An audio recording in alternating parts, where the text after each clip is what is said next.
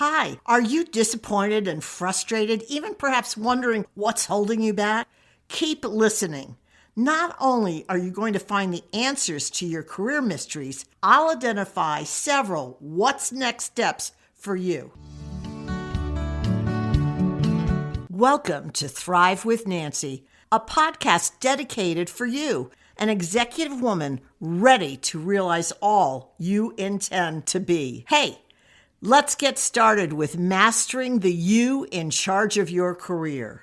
The answer to many of your career concerns, and I hesitate to be so frank this early, is you are unknowingly getting in your way of success. Seriously. If you're sincere in wanting to break down the barriers to all your dream possibilities, the journey begins with you. Consider the results of a KPMG study which found that 75% of executive women report having personally experienced the imposter syndrome at some point in their career. Wow. You could be undermining your drive to succeed without even knowing it. But what I found more disturbing is that 47% of the executive women said that self-doubt they were feeling now was because they never expected to achieve the level of success they achieved. Additionally, 56% have been afraid they won't live up to the expectations or that people around them will not believe they are as capable as they expected.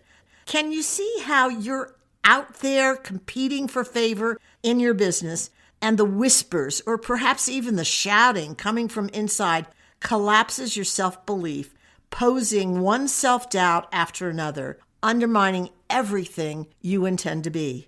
No wonder you're frustrated. You're fighting significant battles on two fronts, in your organization, but more importantly, inside yourself. Awareness is the first stage. Did you feel an aha coming your way as I read the statistics? If not, play them again, please.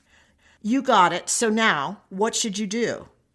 Identify champions in your company who see you for the outstanding talent you are. Hey, by any chance, deep inside, did you feel a ping of denial at the label of outstanding? That's the issue we're addressing in this podcast. Please take building your internal belief in self seriously. You've ascertained your backers because you're thinking about champions.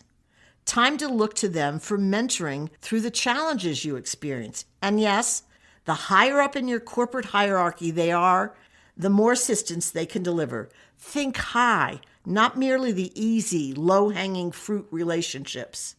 Celebrate your wins, whether minor or meaningful. Typically, bosses and organizations focus on better performance dialogue. And yes, if you're interested in being a thriving, developing woman, I'm a big believer in assessing what you would do differently or more effectively. Take time to be honest. It will lift your personal and professional growth going forward. The two questions I ask clients: did you achieve the results you intended? If not, what would you do differently next time? That said, too frequently, businesses emphasize the problems rather than how remarkable you are. So please don't lean into how bad you are. Rather, lean into how fabulous you are. Be the leader you need to be for yourself. Start recognizing successes, acts of courage, toppling obstacles standing in your way, and celebrate them. Invite your girlfriends out to raise a glass of champagne with you. Or is a special weekend away called for? What would have you feeling triumphant about your achievements? Take that on. What else can you do that will give permission to feeling successful and grand? How about starting the habit now? And let me add one fat PS. Keep an uplifting celebration diary for those occasions when self-doubt arises so you can dip into it to remember who you truly are. Now that you're developing a robust self-belief for yourself, I want to identify several specific business actions you can take that will make a difference. areas perhaps you've never thought about before. First, what side of the business equation are you on? Income or expense? How you answer this question offers clues to achieving a significant position. As McKinsey & Company and Lean In research points out, executives in profit and loss positions experience a higher probability of achieving the C-suite. Will it astonish you that more male executives hold line roles, the income side, than do females? Or that a working mother and the National Association for Female Executives study found men are 3 times more likely to be regarded for profit and loss roles and twice as likely to have received a promotion within the last 24 months. This evidence, and believe me, there's plenty of others, make it clear that your career top is higher on the income side of the business, so consider switching function areas. Never, ever doubt it is possible. I have a slew of clients who have been successful in jumping sides. Call me. I promise I'll share their stories with you. But all is not lost if you find out your passion doesn't align with the profit and loss side of the business. At a very minimum, master financial statements, which include income statements, probably the most crucial, cash flow statements, and balance sheets. If you're not there in your knowledge, I recommend attending courses that allow you to discuss finances with the best in your company. Business, after all, is all about profitability, and that translates into finance. So you want a balanced, or as I prefer, a harmonized life, but haven't found the secret as yet. It's a big issue with McKinsey & Company and Lean In finding that women executives often are almost always experiencing burnout. Vanquishing this is easier than you may think. Let me tell you the formula right now.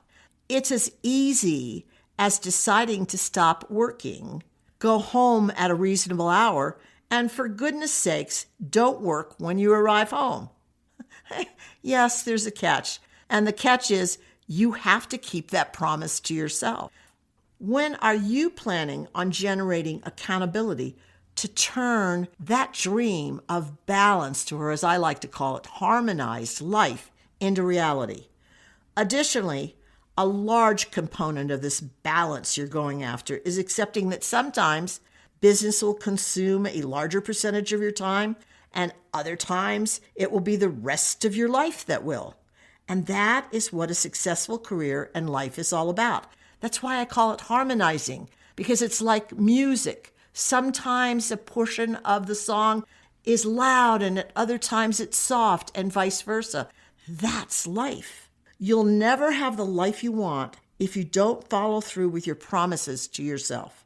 Nor will you enjoy the fullness of what you have if you don't change from a balanced mindset to a harmonized one.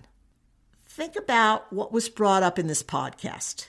What are your takeaways? Did the internal conversation resonate with you? Is that where you want to make the big change this year? Is that the area you're transforming in the up and coming months? Or do you feel you're solid in this area and perhaps working on finding that balanced, harmonized life is your issue that will have the biggest, hugest, most significant impact on you? Or is it up-leveling your financial and business savvy? Which one do you believe will positively advance you and your career? Are you ready to up the ante for you and your career? It really is time to explore your strategic edge at www.thrivewithnancy.com/executive/. If you're interested in talking to me, gosh, I would love that. Simply click the link on the page to schedule a free working through your career concerns. You have nothing to lose. I'd love to discuss how together, you and I, we can achieve all you hope is possible. Remember, and I say this all the time, you have to remember, no one ever makes it to the top or even arrives at their next career destination alone. I'd love to be there with you. I'm thrilled you've listened to the Thrive with Nancy podcast. My intention is to offer quick tips designed for you to apply right away, ones that will boost your career immediately. I bet you're already considering ways to implement these new ideas. Perfect! Now, if you do me a favor, pass the podcast link on to those who will benefit, your friends and coworkers. Thanks so much.